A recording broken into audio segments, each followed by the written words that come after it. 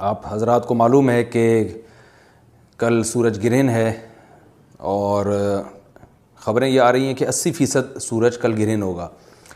اس بارے میں اسلامی حکام کیا ہیں، شریعت کیا کہتی ہے، اس کے لیے علماء نے سوچا ہے کہ کچھ باتیں عوام تک پہنچائی جائیں، تو اس لیے میں نے بھی ارادہ کیا کہ شرعی حکام اس بارے میں بتائے جائیں، اس میں حکمتیں کیا ہیں۔ رسول اللہ صلی اللہ علیہ وسلم کے دور میں سورج گرہن ہوا ہے۔ آپ صلی اللہ علیہ وسلم کے نرینہ اولاد نہیں تھی، آپ کو اللہ نے اولاد دی اور آپ کے بیٹے کی موت واقع ہوئی۔ یہ ایک بہت بڑا حادثہ تھا اس وقت، کیونکہ عرب میں نرینہ اولاد کی بڑی ویلیو تھی۔ آپ صلی اللہ علیہ وسلم کو اللہ نے بیٹیاں دیں، بیٹا نہیں دیا، اور بیٹا دے کے اٹھا لیا، تو ایک بہت بڑا واقعہ تھا، اور اللہ کی قدرت کے اسی دن سورج بھی گرہن ہو گیا۔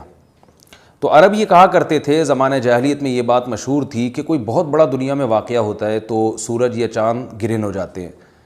اسی دن سورج بھی گرہن ہوا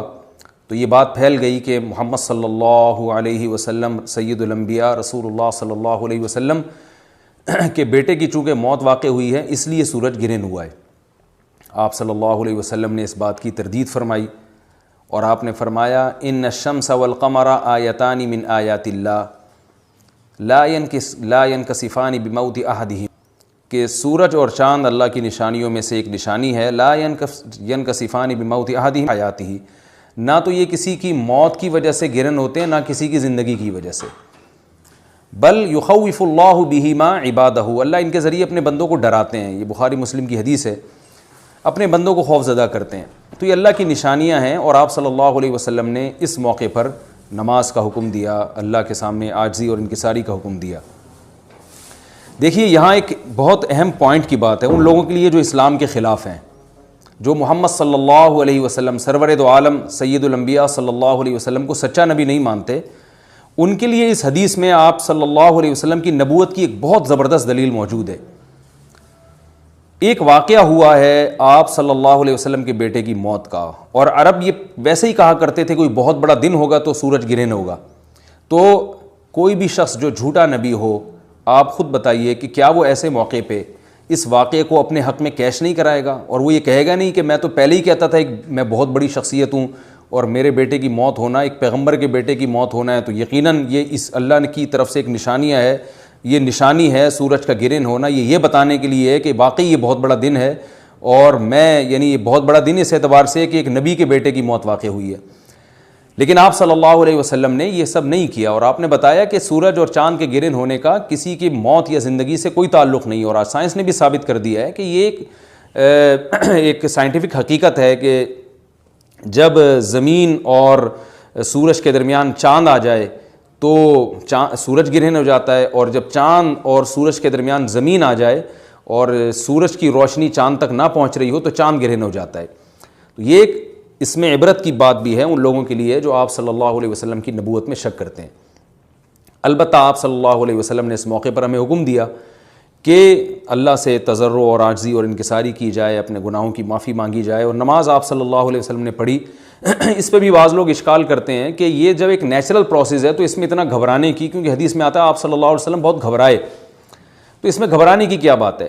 تو یاد رکھیے ہر نیچرل پروسیس جو ایک عام معمول سے ہٹ کر ہو، اس میں انسان کے لیے ایک عبرت کی بات ہوتی ہے۔ ہم دیکھتے ہیں رسول اللہ صلی اللہ علیہ وسلم کے دور میں جب تیز ہوا چلتی تھی اور بارش سے پہلے ہوا چلا کرتی تھی تیز ہوائیں، تو آپ صلی اللہ علیہ وسلم گھبرا کے مسجد کی طرف دوڑتے، عاجزی انکساری کرتے، اللہ تعالیٰ سے یہ کہتے کہ اللہ تو نے تو مجھ سے وعدہ کیا کہ جب تک میں ان کے درمیان موجود ہوں تو ان کو عذاب نہیں دے گا۔ تو یہ خوف کا غلبہ تھا آپ صلی اللہ علیہ وسلم پر۔ کیوں؟ وجہ اس کی یہ تھی کہ یہی حالات قوم عاد اور قوم سمود پر بھی آئے ہیں۔ قرآن میں آتا ہے نا فَلَمَّا رَأَوْهُ عَارِضًا مُسْتَقْبِلَ أَوْدِيَتِهِمْ قَالُوا هَذَا عَارِضٌ مُمْطِرُنَا بَلْ هُوَ مَا اسْتَعْجَلْتُمْ بِهِ رِيحٌ فِيهَا عَذَابٌ أَلِيمٌ تُدَمِّرُ كُلَّ شَيْءٍ بِأَمْرِ رَبِّهَا فَأَصْبَحُوا لَا يُرَىٰ إِلَّا مَسَاكِنُهُمْ، کہ وہ بادلوں کو دیکھ کے کہنے لگے یہ تو ایک معمول کے مطابق بادل ہیں جو برسیں گے اور بارش ہوگی۔ تو پیغمبر نے کیا کہا کہ یہ بارش نہیں ہے بلکہ یہ وہ عذاب ہے جس کی تم جلدی کیا کرتے تھے، اور اس میں ایک ایسی ہوا ہے جو اللہ کے حکم سے ہر چیز کو ہلاک کر دے گی۔ اور پھر ان پر ایک ہفتہ عذاب آیا، اور قرآن کہتا ہے کہ وہ ایسے پڑھ کے ہلاک ہو گئے کہ فطر القوم فیہا صرعا کأنہم اعجاز نخل خاویہ، اے مخاطب اگر تو ان کو دیکھتا تو ایسے لگتا کھجور کے تنے ہیں جو اوندھے پڑے ہوئے ہیں، تو ایسے ہوا نے ان کو تہس نہس کر دیا۔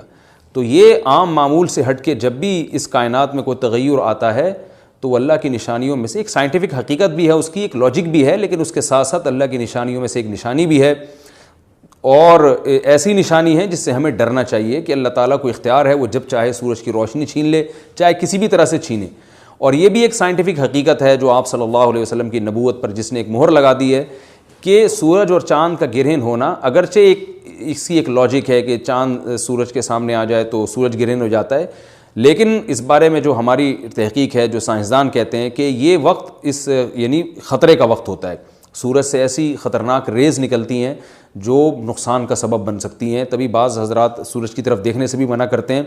اور یعنی نظام میں تھوڑی ایک عام نارمل روٹین سے ہٹ کے اس کائنات کا نظام چلتا ہے، تو اس لیے یہ اس کائنات کے لیے، زمین کے لیے ڈینجرس ہو سکتا ہے، اور جو گریوٹی اور جو کشش کا نظام ہے اس میں بھی خلل واقع ہوتا ہے۔ تو ایسا نہیں ہے کہ یہ بالکل ایک نارمل کنڈیشن ہوتی ہے اور اس کا کوئی نقصان ہی نہیں ہے، یہ بالکل غلط ہے، اس میں نقصان کا بہرحال خطرہ ہے، اور اس بات کا امکان موجود ہوتا ہے کہ قدرت انسانوں سے انتقام لے یا انسانوں کو نقصان پہنچائے۔ اور ویسے بھی جن کے دلوں میں اللہ کا خوف ہوتا ہے وہ تو ویسے ہی اللہ کے وہم من خشیتہ، قرآن مجید میں اللہ تعالیٰ کے ارشاد ہے کہ مشرکین بار بار یہ سوال پوچھتے تھے قیامت کب آئے گی کب آئے گی، اللہ فرماتے ہیں لیکن جو مومنین ہیں ان کو اس سے غرض نہیں ہے کہ کب آئے گی، والذین آمنوا مشفقون منہا، وہ تو قیامت سے گھبراتے ہیں کہ پتہ نہیں ابھی نہ آ جائے۔ تو جس کے دل میں اللہ کا خوف ہوتا ہے اس کے زندگی گزارنے کا طریقہ کچھ اور ہوتا ہے، وہ بات بات پہ اللہ سے ڈرتا ہے، اس کو اللہ سے ڈرنے کا بہانہ چاہیے، اس کو توبہ کا بہانہ چاہیے۔ تو اس بحث میں پڑھنا کہ یہ تو ایک لاجیکلی ایک سورج کی روشنی غائب ہو جائے گی، وہ ٹھیک ہے، یہ سائنسدانوں کا شعبہ ہے کہ کیوں غائب ہو رہی ہے، ماہرین فلکیات کا شعبہ ہے، لیکن اہل ایمان کا جو کام ہے اس موقع پر، ان کا جو وظیفہ ہے وہ یہ کہیں کہ اللہ کی نشانیوں میں سے ایک نشانی ہے، اللہ اپنی قدرت دنیا میں دکھاتا ہے کہ میں یہ بھی کر سکتا ہوں چاہے کسی بھی طریقے سے کروں، تو ہمیں اس موقع پر بہرحال اللہ کے سامنے جھکنا چاہیے، اپنے گناہوں سے معافی مانگنی چاہیے، اور وہی عمل کرنا چاہیے جو رسول اللہ صلی اللہ علیہ وسلم نے ہمیں بتایا ہے۔ اور اس بارے میں جو توہمات پھیلے ہوئے ہیں اس سے بھی ہمیں اجتناب کرنا چاہیے، جیسے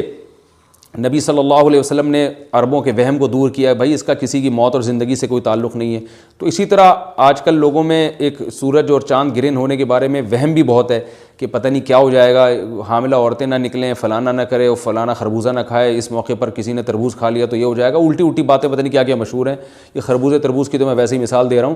تو کوئی بھی چیز جب کہنی ہو تو پوری طرح سے اس کی ریسرچ کریں۔ مجھے نہیں پتا حاملہ عورت کو فائدہ ہوتا ہے نقصان ہوتا ہے سورج گرہن ہونے سے، لیکن اگر نقصان بھی ہوتا ہے تو اس کی کوئی مستند دلیل ہونی چاہیے آپ کے پاس، ایسے ہی سنی سنائی باتیں آگے نقل نہ کریں۔ تو بہرحال ہمیں جو کرنے کا کام ہے جو رسول اللہ صلی اللہ علیہ وسلم نے بتایا ہے وہ کام بخاری اور مسلم کی حدیث کے مطابق نماز ہے، انفرادی بھی ہے، جماعت سے بھی ہے، مستحب یہ ہے کہ جماعت سے نماز پڑھی جائے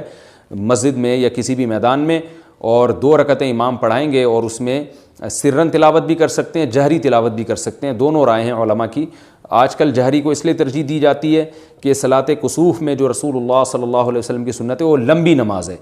تو لمبی نماز پڑھیں گے تو اگر آپ آہستہ آواز سے پڑھیں گے تو لوگوں کو تھکاوٹ کا احساس زیادہ ہوتا ہے، جہری پڑھیں گے تو تھکاوٹ کا احساس کم ہوتا ہے، تو اس لیے دونوں قولوں پہ فتویٰ دیا جاتا ہے، وہ ایک قول راجح ہے اور ایک میں آسانی ہے، تو آسانی اس قول میں ہے کہ جہری تلاوت کی جائے، اس میں لوگوں کو نماز میں کھڑا رہنا آسان ہوتا ہے، تو لمبی سے لمبی نماز پڑھی جائے، اس میں 2 رکعتیں پڑھی جائیں اور خوب طول دیا جائے اس کو، اور اتنا طول دینا کہ لوگوں کا خطرہ ہو کہ نماز ہی چھوڑ کے بھاگ جائیں گے، یہ بہرحال درست نہیں ہے، کیونکہ آپ صلی اللہ علیہ وسلم نے امام کو مقتدیوں کی رعایت کا حکم دیا ہے۔ اور کوئی جماعت سے نماز میں شریک نہیں ہو سکتا تو گھر میں نماز پڑھیں، انفرادی نماز پڑھیں، نماز نہیں پڑھ سکتے تو توبہ استغفار کریں۔ بہرحال یہ وقت جو ہے توبہ استغفار کا ہے، اپنے گناہوں سے معافی مانگنے کا ہے۔ اللہ تعالی ہم سب کو عمل کی توفیق عطا فرمائے، وما علینا الا البلاغ۔